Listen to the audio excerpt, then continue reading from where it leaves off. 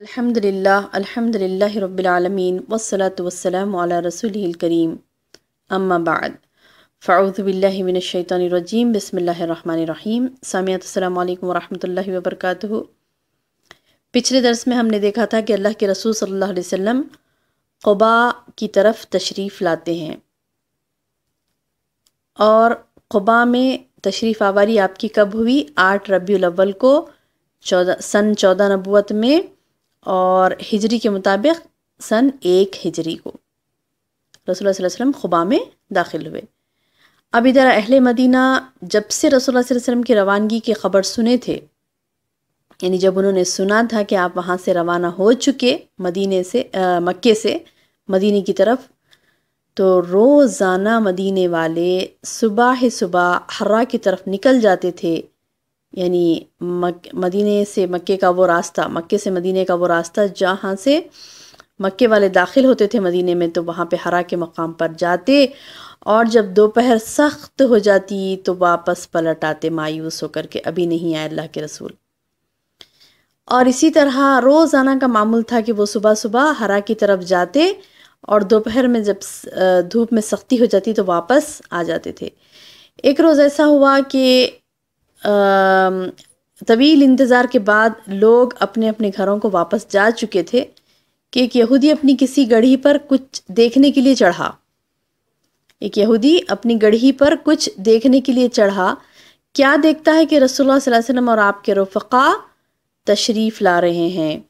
اس نے بے ساختہ ہو کر نہایت بلند آواز سے کہا، عرب کے لوگوں، یہ رہا تمہارا نصیب جس کا تم انتظار کر رہے تھے۔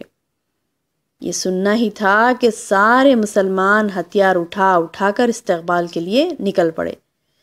عرب کا یہ رواج ہے بہنوں کہ کوئی سی بھی خوشی کا موقع ہوتا ہے تو وہ ہتھیار اٹھا کر چلتے ہیں اور استقبال کرتے ہیں۔ تو ویسی مروجن یعنی رواج کے مطابق انہوں نے ہتھیار اٹھائے اور استقبال کیا اللہ کے رسول صلی اللہ علیہ وسلم کا، اس استقبال کے لیے نکل پڑے۔ اور پھر نبی صلی اللہ علیہ وسلم کی تشریف آوری پر مارے خوشی کے شور برپا ہو گیا، ہر طرف تکبیر سنائی دینے لگی۔ لوگوں نے حرا کا رخ کیا اور وہیں پر آپ سے ملاقات بھی کی۔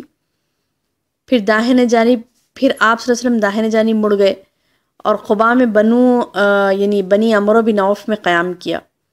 قباء کے داہنی جانب کیا ہے؟ بنی عمرو بن عوف، وہاں پر قیام کیا۔ اب قباء میں اترنے کے بعد آپ صلی اللہ علیہ وسلم خاموش بیٹھ گئے تھے، یعنی ایک تو سفر کی تھکان تھی اور اللہ کے رسول صلی اللہ علیہ وسلم خاموش ایک طرف بیٹھ گئے تھے۔ اب انصار کا جو بھی آدمی آتا تھا وہ کیا سمجھتا تھا؟ ابو بکر صدیق رضی اللہ عنہ کو دیکھ کر یہ سمجھتا تھا کہ یہی نبی ہیں، اور انہی کو رسول سمجھ کر ان کو سلام کرتا اور ان سے ملاقات کرتا، کیونکہ ان کے بالوں میں ابو بکر صدیق رضی اللہ عنہ کے بالوں میں سفیدی بھی آ چکی تھی، سبحان اللہ۔ پھر تھوڑا عرصہ گزرا، صبح ہوئی اور دھوپ تیز ہو گئی تو رسول اللہ صلی اللہ علیہ وسلم پر دھوپ آ گئی، تو ابو بکر صدیق رضی اللہ عنہ نے چادر تان کر آپ پر سایہ کیا۔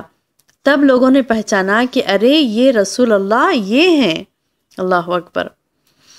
تو بہرحال قباء میں رسول اللہ صلی اللہ علیہ وسلم نے کلثوم بن حدم رضی اللہ عنہ، اور ایک روایت میں آیا ہے کہ سعد بن خیثمہ رضی اللہ عنہ، ان دونوں میں سے کسی ایک کے مقام پر آپ نے قیام فرمایا، اور وہاں آپ 4 دن ٹھہر کر مسجد قباء کی بنیاد رکھی اللہ کے رسول صلی اللہ علیہ وسلم نے۔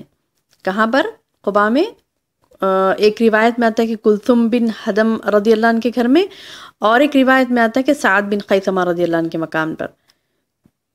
ان دونوں مقامات میں سے کسی مکان پر ٹھہرے اللہ کے رسول صلی اللہ علیہ وسلم، اور وہاں 4 دن قیام کیا، اور اسی دوران مسجد قباء کی بنیاد رکھی اور اس میں نماز پڑھی۔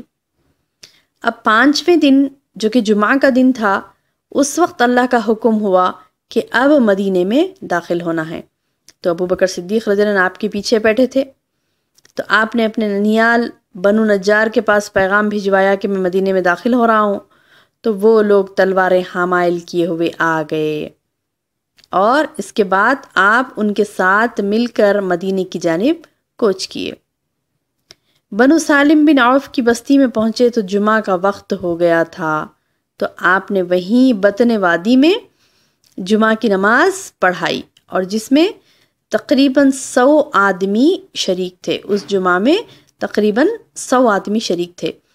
تو اب مدینے میں داخل ہو رہے ہیں اللہ کے رسول صلی اللہ علیہ وسلم، اور اس داخلے کے وقت کیا سما ہوتا ہے انشاءاللہ ہم اگلے درس میں دیکھتے ہیں۔